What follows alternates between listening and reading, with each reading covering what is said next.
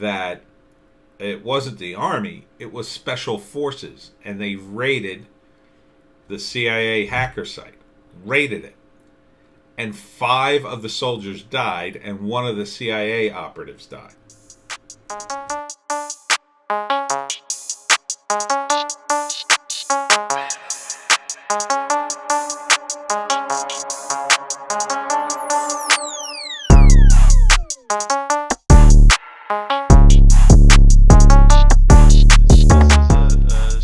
Reconnaissance tool that looked at DominionVoting.com network that was analyzed on November 3rd. And basically this shows vulnerabilities. It shows volumetric internet traffic, the raw data. It shows all of the web servers, physical coordinates, all the vulnerabilities that are associated with the server. But basically it does show that this was connected to the internet on voting day, and the volume of traffic was significant, and the vulnerabilities there are plenty of vulnerabilities that hackers could penetrate this system. Can you tell if some of those communications went outside the United States? We did observe packet traffic that were going from the U.S. Now, we don't know if it was specifically Dominion traffic going, but to a server in Frankfurt. In Frankfurt, Germany. Excuse me, Mr. Mayor. And who has it? Colonel Waldron, could you just take a moment and explain packet traffic, because there's probably a lot of folks who are not sure what that is. So it's bits of information that are sent over the internet from in internet protocol from one point to another. Thank you. Yeah. And what's in Frankfurt, Germany that would be of interest? Well, we looked prior to the election. One of our white hat hackers, and found that there was traffic in a Scytl server. Scytl is one of the companies, and I can show you we mentioned before the interconnectedness.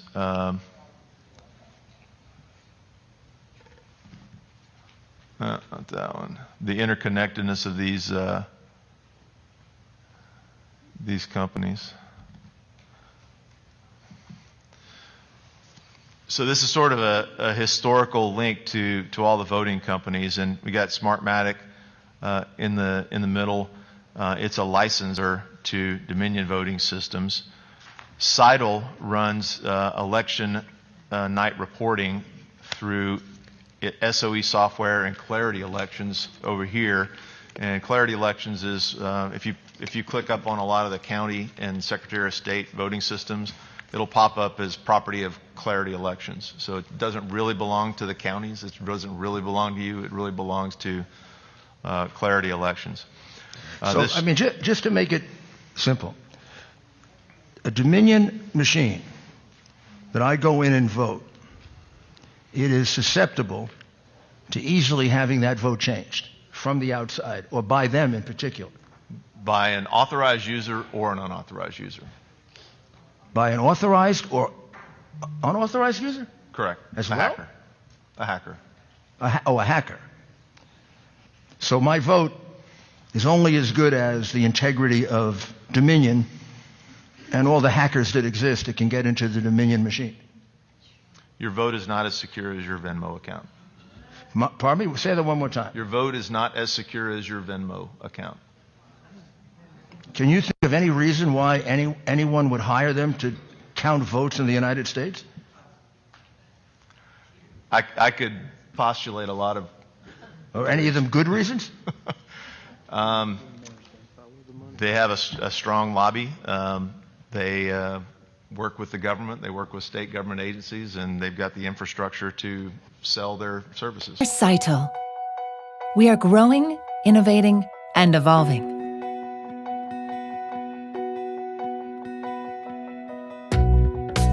Together with you, whether from governments, international institutions, or private organizations, we overcome election challenges through technology and training. And wherever you are, we strive to make your elections more secure, efficient, and transparent. We guide you every step of the way towards the successful modernization of your election processes. We combine deep technology expertise, cutting-edge security, and strategic capabilities to automate the voting process. Whether remotely or at the polling place. And automate election management before, during, and after Election Day.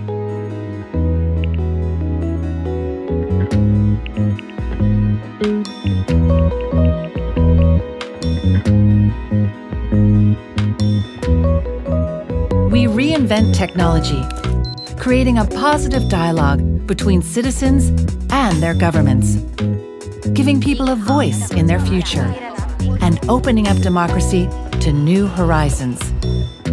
These are the values we believe in and define Scytl's concept of innovating democracy. This is all pro-Trump site, but, Sidney Powell mentioned it. She mentioned that she hoped the good guys got the servers.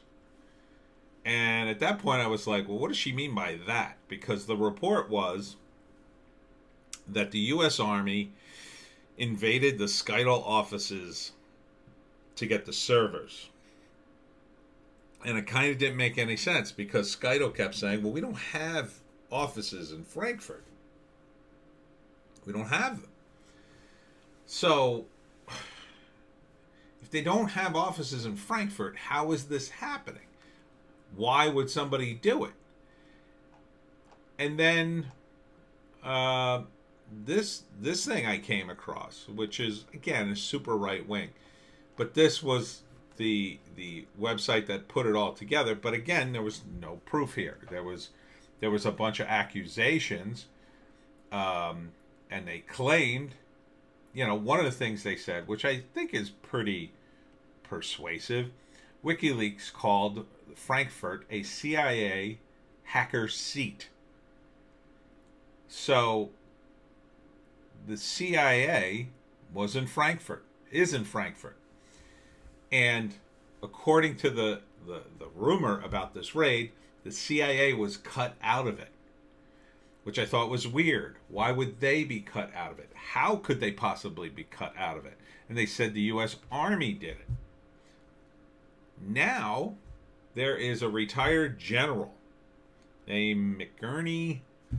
He was on a show called, and Flynn was on it too, although he didn't confirm this, but McGurney said that it wasn't the Army, it was Special Forces, and they raided the CIA hacker site, raided it. And 5 of the soldiers died, and 1 of the CIA operatives died. Then, someone pointed out that a few days later, they reported that 5 special operations guys died in, Egypt, and a CIA paratrooper died somewhere. Which was weird, right? That would have been the cover to keep a lid on this. And, I was going to do a report or a video on this anyway, because I thought it was an interesting story. I mean, from a screenwriting standpoint, this is what James Bond should be. This is the kind of stuff that's intrigue, dangerous.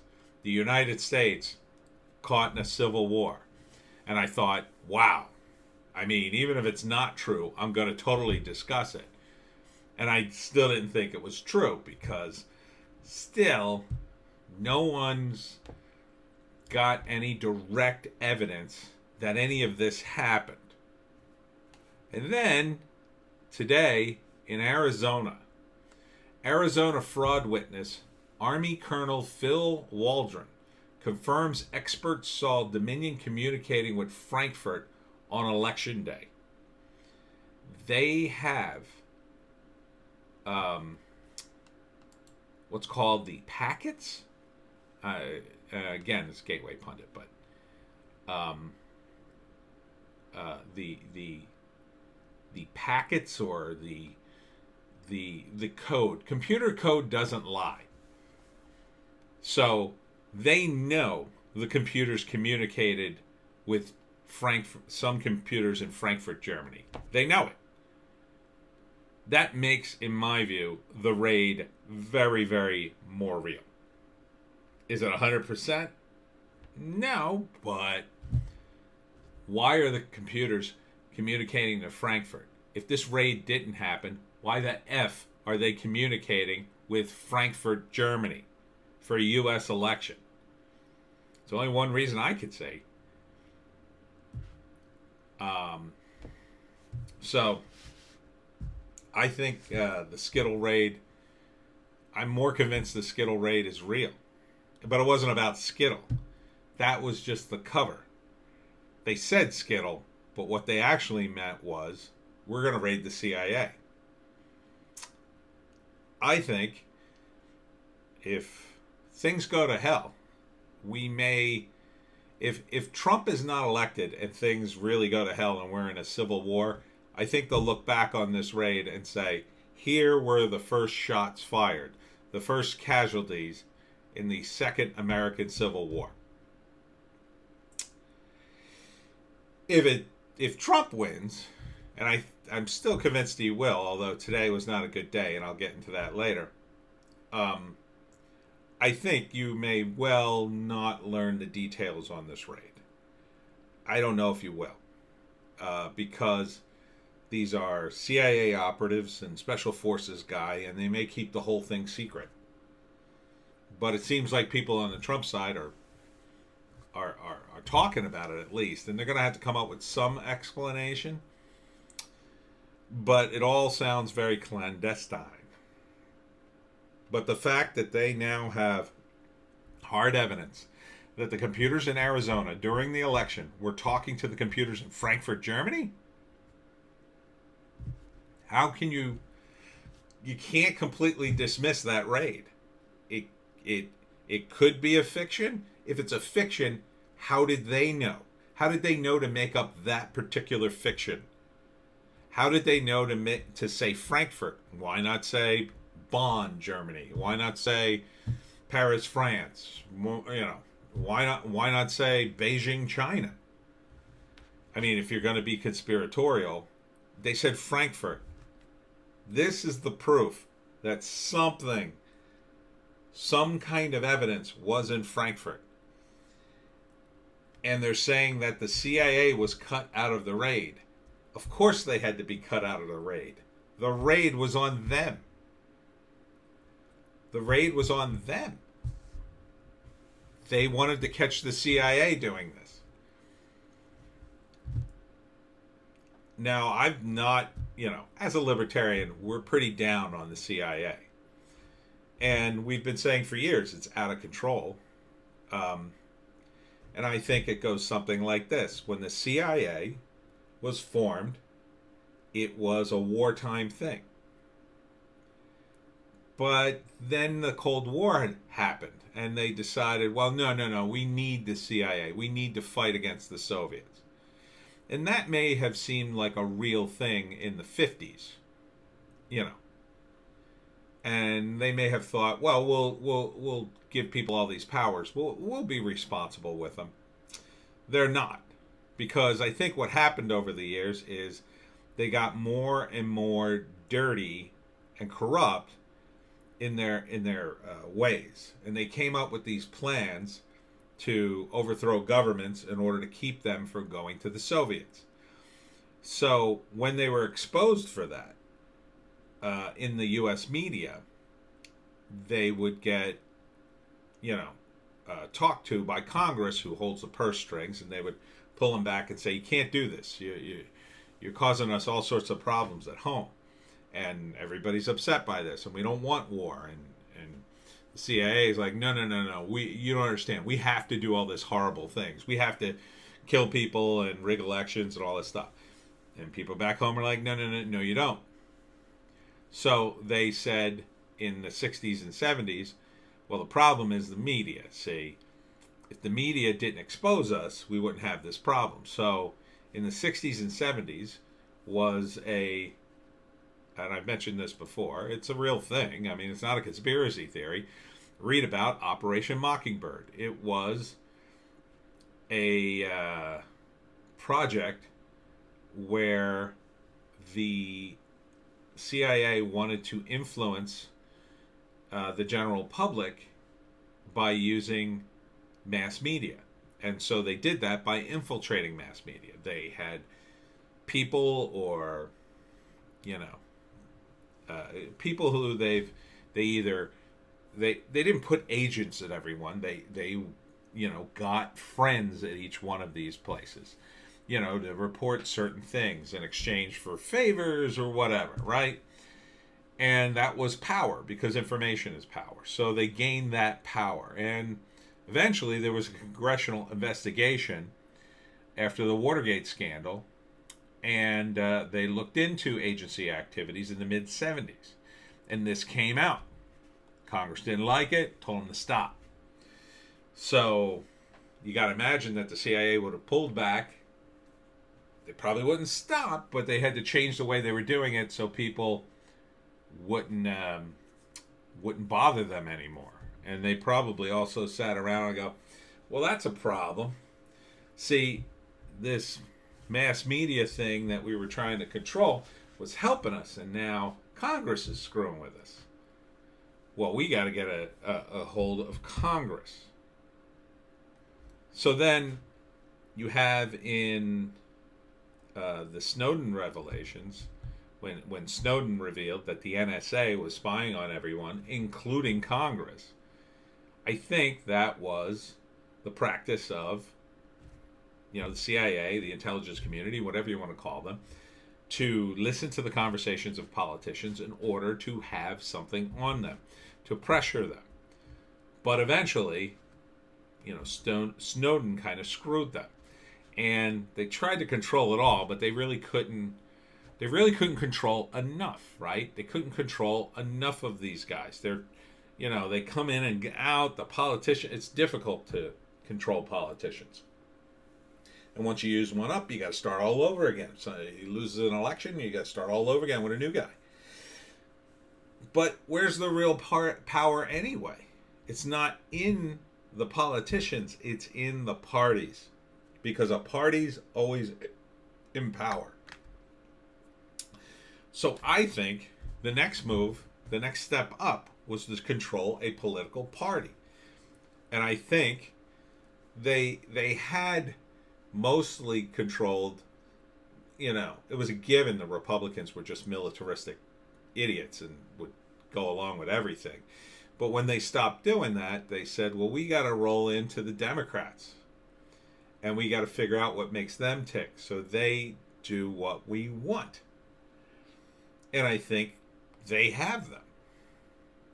I think they have them. And I think that's partly what's driving this behind the scenes. They don't control them. They influence them heavily. And if you look, the Democrats control a lot of the media outlets. They're very heavily Democrat. So you just need the Democrats. You don't need the media. You have the media by having the Democrats. And look at all the ex-CIA guys who show up on all these channels and have gotten a lot of press over the last 3 or 4 years. One of them ran for president. So it makes sense that the next step, and this has probably been going on for like 20 years, was the CIA needed to control the elections just enough to get the right people in who would listen to them, who would do what they say. So, apparently they've gone too far. And because Trump was elected kind of by a fluke, and they were maybe either asleep at the switch or they never imagined so many people would vote for Trump, they lost, and they couldn't wind it back in time. And then they figured, well, we'll find something on Trump, and then we'll pressure him like we've done with everybody else. But it didn't work, and they either couldn't find anything, or it didn't work, or both. So, and then when you look at something like, I know I'm just so far down the rabbit hole, but it's a fun video. If you look at something like Epstein, right? So Epstein had all these powerful people in his circle, and he had this island, and he had these young girls, and he probably has videotapes up the wazoo. There were a lot of left-leaning types coming to his island, including Clinton, including Bill Clinton. And Bill Clinton himself was a different kind of Democrat. That's when the Democratic Party changed. Maybe Clinton was their first guy. Maybe he was the first candidate for the CIA. Maybe that's why so many people have died mysteriously around the Clintons. The CIA said, we'll save you, Bill, but then you're going to be our boy. You're going to be a good boy, too. You're going to do what we say. Now, there wasn't a particularly lot of CIA action during the Clinton administration, so who knows what their plans were, but, you know, it seemed, maybe it's just a faction within the CIA. Maybe it's not all of them.